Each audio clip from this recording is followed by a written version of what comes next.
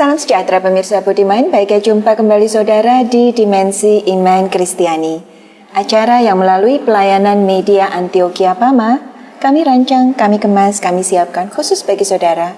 Guna gali pertanyaan, cari jawaban, bangun pemahaman, perihal berbagai fenomena dalam keseharian kehidupan kekristenan kita.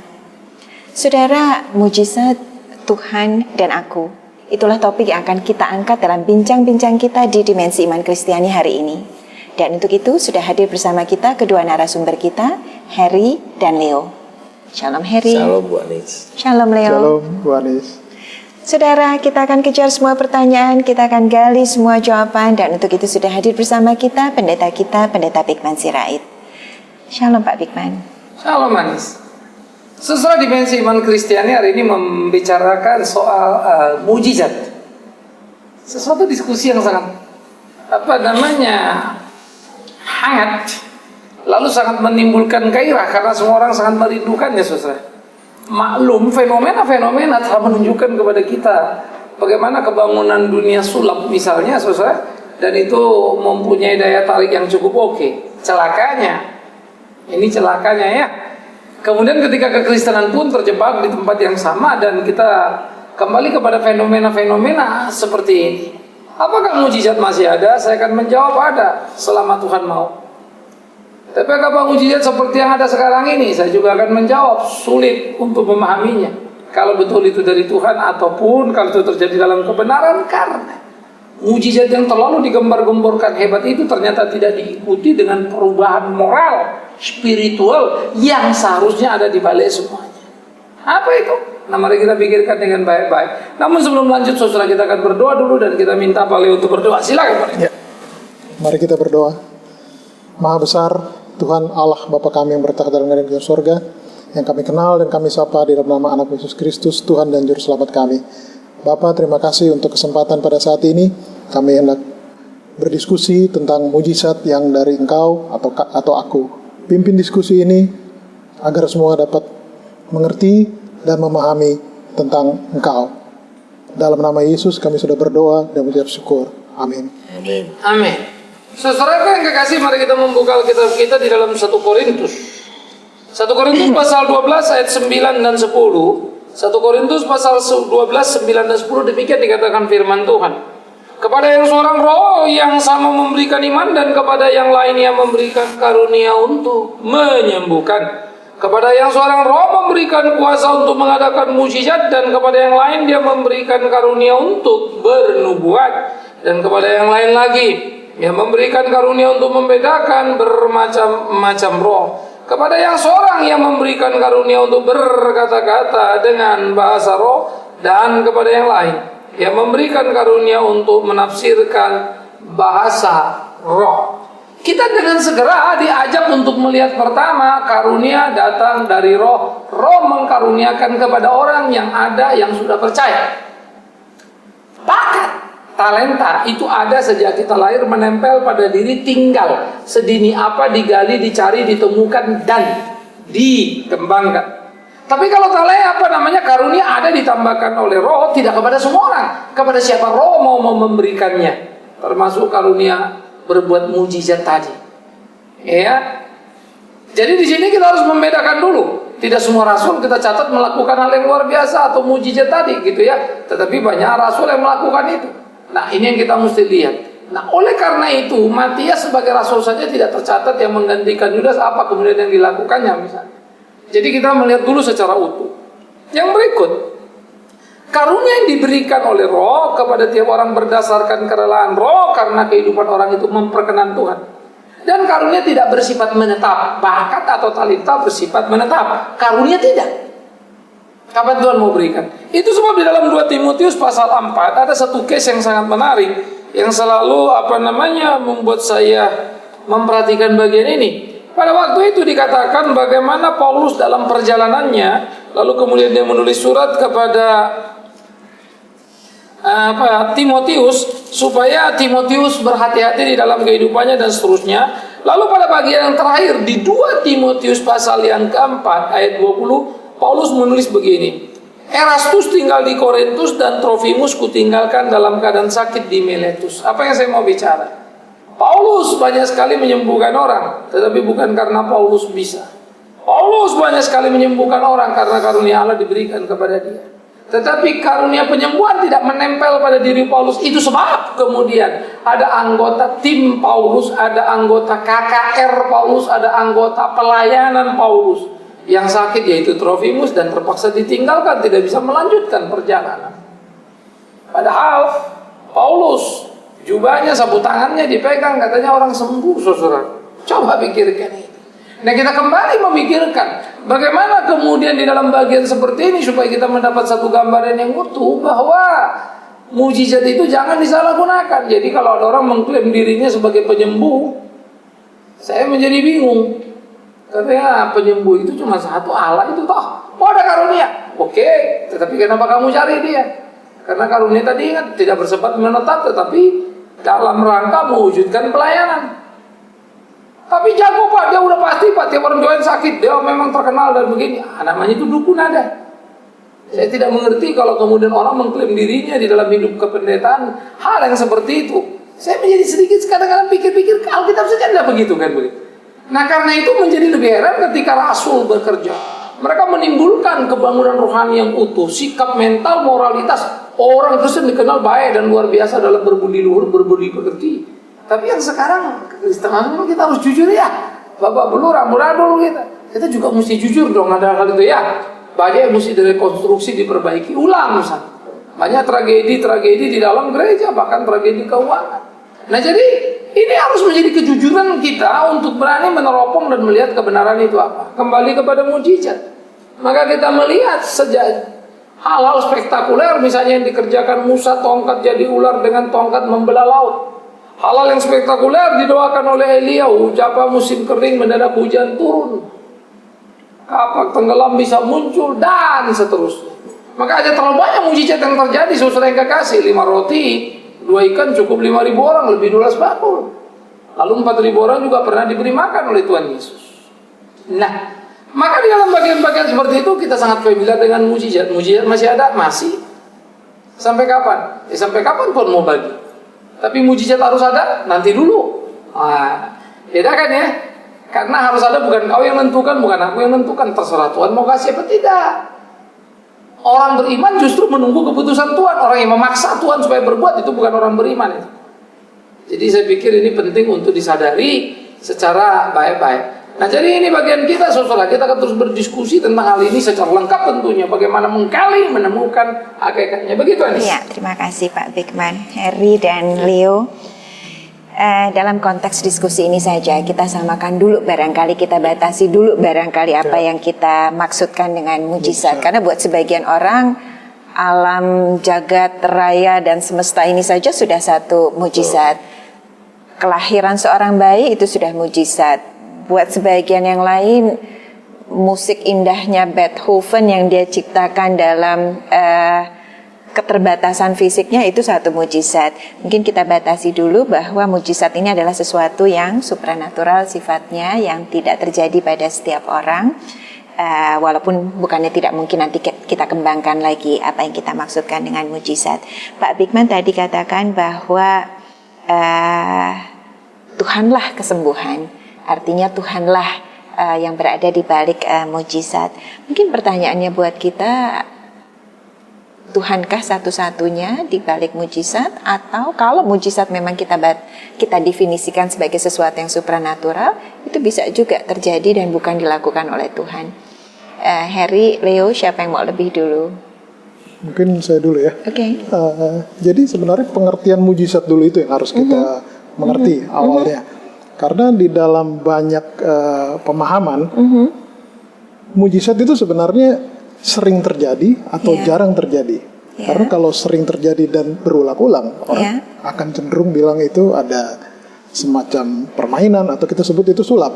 Jadi mujizat itu harus spektakuler. Masalahnya ini dari Allah atau dari manusia, itulah yang harus kita cerna lebih dalam. Ada beberapa kejadian yang sering menjadi pandangan atau sering kita lihat lah di dalam satu KKR, ada satu hamba Tuhan. Tapi kita lihat juga mungkin dalam satu pemahaman yang menurut kita pemahamannya kurang benar, tapi dia menyembuhkan atau dia membuat satu mujizat dengan nama Tuhan, dan orang melihatnya itu sembuh kok, hasilnya kelihatan pakai nama Tuhan, terus apa salahnya gitu loh. Itu ya kadang-kadang buat sebagian kita, ini yang mana sih? Yang namanya mujizat ini seperti apa gitu. Mujizat yang benar itu yang mana sih? Nah itulah kurang lebih. Kalau menurut saya Bu Anis, apa yang tadi Pak Leo katakan, orang sebagian besar pada masa kini ini melihat apa yang dilakukan oleh hamba Tuhan si A atau si B di dalam suatu ibadah kebaktian KKR atau apa, selalu disertai dengan mujizat-mujizat. Orang lumpuh disuruh berdiri dan bisa berjalan. Bukankah itu sebuah fenomena bahwa itulah mujizat? Dan siapa yang siapa yang menyangkal itu bukan mujizat, kan begitu kan? Tapi apa yang tadi hamba Tuhan tadi Pak Bigman katakan, bahwa tidak selalu bahwa sebuah karunia itu terus ada pada orang hamba Tuhan. Contoh tadi tim Paulus, ada salah satunya mereka harus ditinggal karena sakit, ya toh. Nah, tidak serta-merta disembuhkan Tuhan, diberi karunia untuk sembuhkan. Tapi kalau kita lihat sekarang apa yang tadi Pak Leo katakan, wah itu sudah seperti sebuah dagangan. Setiap kali ada KKR mesti ada mujizat. Ada mujizat yang besar, banyak yang datang. Dan saya kira itu jadi sesuatu yang bertentangan dengan apa yang tadi hamba Tuhan katakan, firman Tuhan. Jadi saya lihat itu fenomena jadi dagangan, murahan seperti itu. Artinya dalam konteks diskusi kita, batasan kita mengenai mujizat itu memang terjadi, tapi yang Pak Bigman katakan itu seharusnya kan tidak menempel pada seseorang. Tidak harus selalu ada kan, begitu kan? Itu sebuah karunia. Jadi malah timbul pertanyaan bagi saya.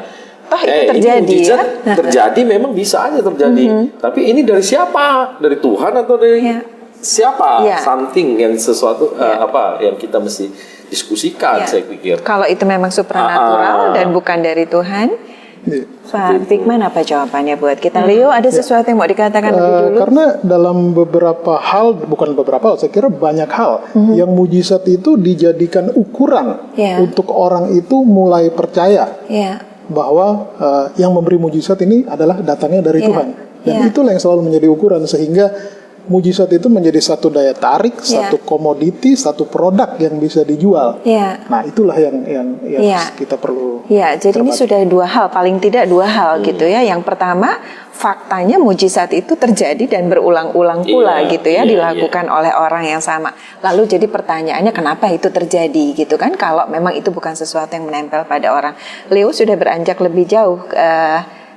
Kelihatannya nanti kita akan kembali ke sana ya Leo ya. Mungkin yang pertama dulu Pak Bigman, satu-satu kita. Begini, pertama kalau kita bicara mujizat, bisa nggak setan bikin? Bisa. Sangat sederhana. Jangan kita menduga-duga. Alkitab menceritakan pada waktu Musa di tanah Mesir, maka keluarlah ahli sihir Mesir dan mereka melemparkan tongkat mereka jadi apa? Jadi ular. Apa itu dari Tuhan? Jelas tidak. Orang Mesir tidak kenal Tuhan kok. Jadi mereka punya kekuatan, mereka melakukan sihir. Tetapi Tuhan juga bilang sama Musa, Musa lemparkan tongkatmu. Jadi ular. Pertanyaannya, Musa tukang sihir enggak? Ya enggak. Orang juga kaget kok si Musa bisa begitu. Si Musa pun kaget kenapa dia bisa begitu. Karena memang bukan Musa. Itu Tuhan yang buat itu. Sementara yang di sana memang mereka ahli sihir. Itu bedanya Musa dengan mereka. Musa dapat karunia, ahli sihir itu memang udah bakatnya itu. Artinya dia sudah latihan dan menjadi seperti itu. Dengan sekarang berbeda ya.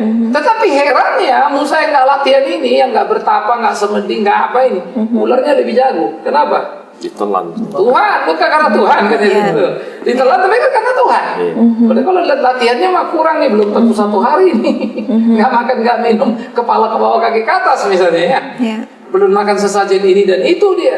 Nah, oleh karena itu kita dengan segera, dengan mata telanjang, dengan gampang, dengan mudah melihat. Musa membelah laut. Siapa yang suruh? Tuhan, bukan Musa berinisiatif. Kalau Musa memang jago hebat, dia berinisiatif, dia tahu dia jago. Tuhan yang suruh, dia belah. Tuhan ketok batu, Tuhan yang suruh, malah suruh ngomong sama batu, digetok saking dia kesel sama orang Israel. Keluar air, bukan Musa. Semua peristiwa dalam perjalanan padang gurun itu praktis. Tidak satu pun yang dilakukan Musa. Tuhan suruh ini lakukan jadi, Tuhan suruh ini lakukan jadi gitu ya. Sampai Musa malah nggak punya alasan lagi untuk ribut sama Tuhan. Kenapa ini dan begitu? Itu dulu prinsip pertama. Jadi setan bisa-bisa. Nah ini yang menjadi sangat penting. Nah tetapi memang pertanyaan kedua tadi dalam nama Tuhan. Ini gimana gitu? Tuhan seringkali membiarkan namanya dikamuflase. Ini harus hati-hati lagi. Dalam Matius 7:21-23 itu bahkan dikatakan begini dalam ayat 22 ya.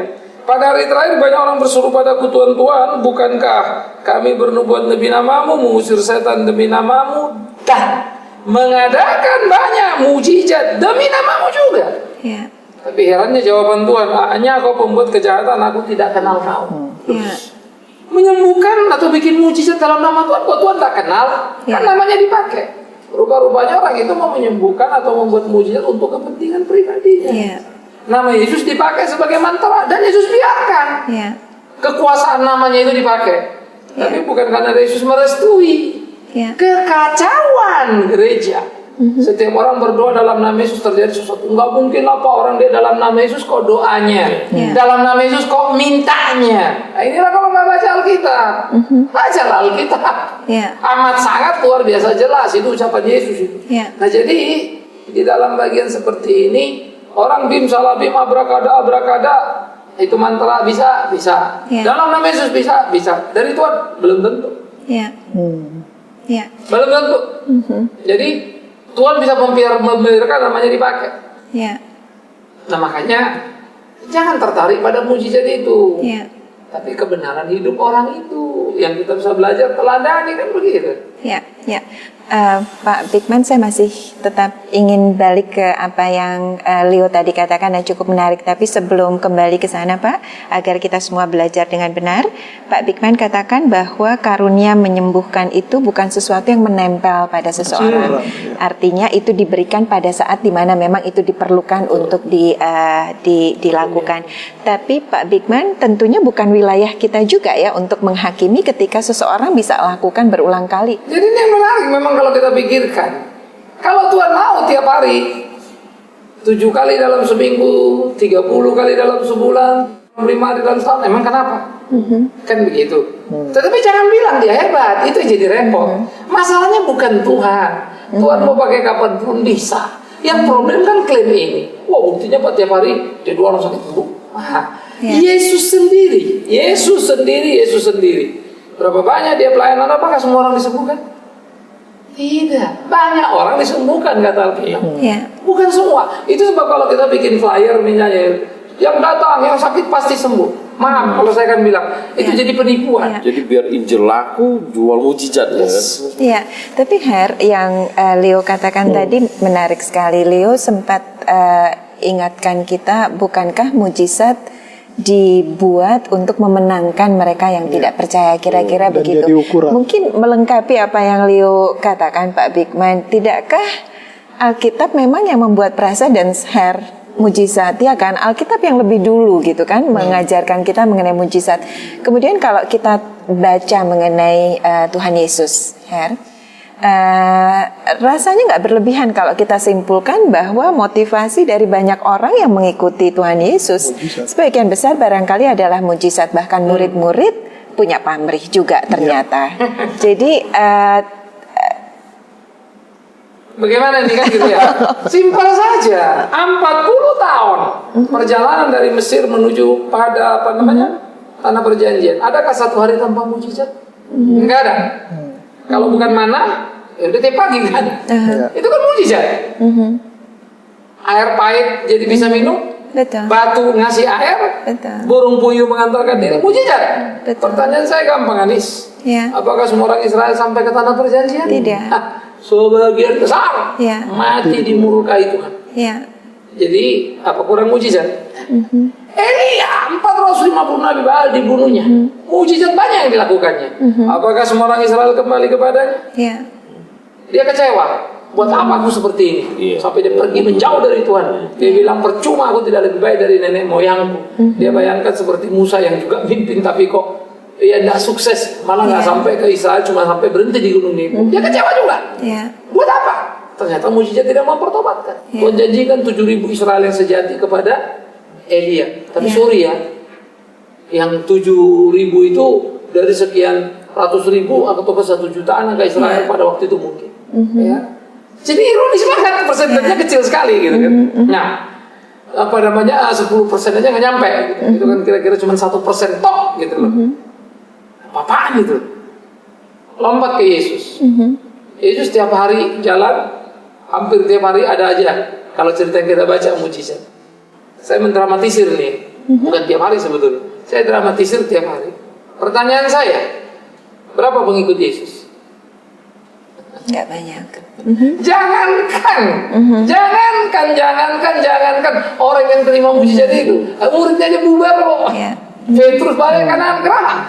Dia menyangka Yudas malah menjual dia. Apa kurangnya mujizat? Jadi kalau kita bilang mujizat adalah alat pertobatan atau pintu pertobatan demi Tuhan yang hidup, jangan teruskan kebohongan itu.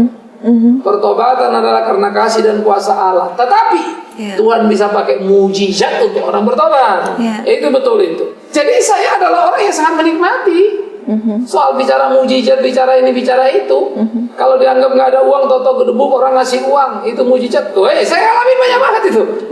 Tapi Pak Bigman begini, sekarang kan terlihat jadi ada seperti satu fenomena bahwa dengan mujizat mereka memberitakan Injil dan menyelamatkan banyak orang. Ada kesan seperti itu. Itu yang berkuasa hamba Tuhan yang seperti itu. Jawabannya sederhana. Yesus berkata apa? Banyak dipanggil, sedikit dipilih. Terserah kalian percaya apa enggak. Tapi yang dikatakan Harry ada kandungan kebenaran ya Pak? Betul. Justru jangan saya ngerti. Cuma maksudnya kan menjawab itu. Banyak dipanggil, sedikit dipilih. Yesus ngomong benar apa salah? Benar. Ya. Kalau Yesus ngomong benar, berarti banyak orang salah dong. Sekarang buktinya banyak orang bertobat, banyak sekali kan kita cerita nih. Berarti Yesus salah. Berarti memang mereka datang untuk mujizat, tetapi belum tentu bertobat. 10 orang kusta, berapa yang sembuh? 10 sembuh. Ya, sembuh. Berapa yang kembali? Satu kembali. Yang masuk surga. Itu yang dicatat Alkitab. Cuma yang orang asing ini yang beriman dan kembali. Imanmu menyelamatkan kau. Yang 9 kemana ya? Dapat mujizat, dapat kesembuhan. Jadi ada kesan sekarang diputar balikan nih, gereja atau hamba Tuhan yang tidak disertai banyak mujizat ini tidak ada penyertaan Tuhan. Tapi sebaliknya yang datang banyak setiap kali ada acara banyak mujizat, justru itu yang dipakai oleh Tuhan. Sekaligus jadi pertanyaan terakhir mungkin Pak Bigman, lalu bagaimana kita bisa mengetahui, tentunya kita perlu mengenal mana mujizat yang dari Tuhan dan yang mana bukan dari Tuhan. Sederhana. Bacalah Alkitab Matius 24, kitab Wahyu, nabi palsu akan datang, Mesias palsu itu akan datang dan mereka akan membuat mujizat yang sangat besar dan dunia akan mengikutinya. Banyak dipanggil, sedikit dipilih. Nabi palsu itu jelas dia adalah orang Kristen, tapi memalsukan semuanya untuk keuntungan diri dia, tapi daya pikatnya hebat. Bahkan digambarkan dalam kitab Wahyu itu yang orang mati pun bisa dibangkitkannya. Powerful banget ya. Api diturunkannya dari langit. Dalam sejarah Alkitab, api turun dari langit, itu yang lakukan Tuhan itu. Membakar Sodom Gomora, memakan korban daripada Elia, seair-airnya, termasuk tanda yang diminta orang Farisi, turunkanlah api dari langit. Itu the power of God. Tapi pada masa akhir Tuhan biarkan dilakukan siapa? Setan. Nah, jadi di dalam bagian seperti ini banyak orang mengikuti Yesus, lebih banyak yang membunuhnya. Yesus nggak pernah bicara banyak. Maka saya juga berpikir tadi kan Yesus bilang banyak dipanggil, sedikit dipilih. Memang Yesus nggak nafsu dalam tanda petik supaya banyak semuanya selamat. Kenapa mesti sedikit? Apalah susahnya bagi dia bilang banyak dipanggil, lebih banyak lagi diselamatkan. Yesus sekali-sekali berpikir positif misalnya kan. Kok kayaknya pesimistik amat kan gitu. Tetapi nggak tahu lah, aku sangat percaya pada Tuhan Yesus. Jadi kalau saya tidak terlalu pusing. Cuman seperti saya bilang tadi, kalau saya menjual berita membuat orang tertarik, mudah itu. Terakhir lagi, bagaimana mengenal itu dari setan apa bukan? Gampang itu. Setiap anak Tuhan yang peka pada pimpinan Tuhan tahu ini kebenaran apa tidak. Yang kedua, setiap anak Tuhan yang benar yang takut akan Tuhan, Dia tidak perlu pendeta Bikman Sirait untuk doa kesembuhan. Tetapi kalau memang iman dia sedang lemah, dia sedang goncang, lalu telepon, boleh kita saling menguatkan. Itu tugas saya sebagai pendeta. Yang ketiga, emang kalau nggak ada mujizat kenapa? Saya akan tutup dengan Fanny Crosby punya cerita. Dia buta, sekali lagi buta. Sejak kanak-kanak, baby, ada orang malpraktek, ada sakit, malah buta. Dan kasih itu buta seumur hidup. Tetapi dia menciptakan 8.000 lagu anak beribu sangat populer. Oh Tuhanku, betapa ku terheran, ya, apa ku berbahagia, ya kita, dan seterusnya. Nah jadi pada waktu dia mengisahkan lagu ku berbahagia dan teguh yang begitu strong poinnya, padahal yang ciptain buta. Sudahkah yang terbaik ku berikan? Apa yang kurang dari dia? Tapi dia masih menggugat dirinya, begitu hebat ya. Satu waktu di wawancara reporter ditanya gini, Fanny, kalau Tuhan memberimu satu kali lagi hidup, apa yang kau minta? Sudah tidak ada yang bisa membantah sejarah fakta hidup Fanny Crosby, jadi berkat bagi banyak orang. Fanny mengatakan satu kalimat, jika aku boleh hidup lagi, satu yang ku minta pada Tuhan, biarlah aku dilahirkan tetap buta. Tetapi dicintainya dan mencintainya. Ini orang beriman. Dia nggak bilang aku minta mujizat Tuhan. Dari kemarin juga dia bisa. Dan menurut saya layak dia menerima itu dengan apa yang dia lakukan. Tetapi dia tahu kecintaan Tuhan lebih dari semuanya. Saya tidak tahu anak Tuhan cinta mana. Kalau mujizat tentu kan kamu dapat. Kamu sembuh, kamu sehat, kamu dapat Tuhan. Semua kamu yang dapat. Entah apa bagian Tuhan. Tapi yang jelas kita mau Tuhan melakukan untuk kita. Padahal Kristen adalah apa yang kita lakukan untuk Tuhan sesudah dia menyelamatkan. Saudara diberkati, itu sebabnya tetap setia jelang setiap episode Dimensi Iman Kristiani yang memang kami siapkan khusus bagi saudara dengan harapan sudah dan senantiasa akan berkati kita semua. Kita syukur iman Kristen kita saudara. Kita akhiri jumpa kita minta pendeta Bikman Sirait pimpin kita. Apakah ada mujizat? Yes. Masih? Yes. Untuk apa?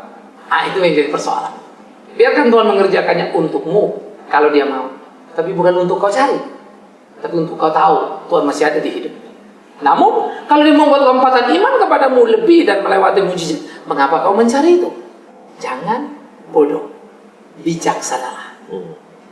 Biar Tuhan menolongmu dan Tuhan memimpinmu. Dan engkau yang melayani Tuhan, jangan memperjualbelikan itu. Saya bersyukur pada Tuhan yang memakai saya dengan banyak hal. Mujizat yang dialami, penyembuhan, bagaimana saya berdoa. Uniknya, saat yang bersamaan saya punya klip jantung dan harus dioperasi. Terima kasih Tuhan Yesus. Saya mengalah. Apa banyak orang berterima kasih pada saya untuk apa yang dikerjakan, tapi saya akan berkata, no. Tuhan suruh saya. Dia kasih ke kamu, dia tidak kasih ke saya. Kau dapat sembuh, aku tidak. Tetapi demi Tuhan yang hidup. Ketidaksembuhanku atau sakitku membuat aku jadi unik mengenal dia. Dia baik pada aku. Dan saya mengerti, menikmati pergumulan Paulus yang juga sama. Dipakai menyembuhkan banyak orang, sendirinya sakit, minta tidak dikasih sembuh. Ini. Tiap orang akan hidup pada dirinya, biarlah jujur dalam imannya. Kita berdoa saudara. Saya minta Pak Heri itu tutup dalam doa. Ya, kita berdoa. Bapa dalam surga, terima kasih untuk pencerahan firman-Mu Tuhan. Biarlah kami terus belajar bagaimana Tuhan ingin kami menjadi dewasa di dalam iman Tuhan. Bukan tuntutan kami akan mujizat-mujizat Tuhan. Biarlah kami mengalaminya mujizat di dalam Tuhan ketika kami bergaul dekat dengan Tuhan. Ketika Tuhan mengizinkan kami menjadi saluran berkat mengadakan mujizat, biarlah itu terjadi Tuhan. Jikalau tidak Tuhan, kami tetap memberitakan Injil, karena itulah kebenaran Allah yang harus kami jalankan sebagaimana perintah Tuhan kepada kami. Tuhan, melalui firman-Mu, biarlah boleh membuka setiap mata rohani anak-anak Tuhan, melihat mana yang benar, mana yang salah. Terima kasih Tuhan, kami bersyukur untuk firman-Mu, biarlah menjadi berkat bagi banyak orang. Di dalam nama Tuhan Yesus, Tuhan dan Selamat kami yang hidup, kami berdoa dan mengucap syukur. Amin. Amin. Amin.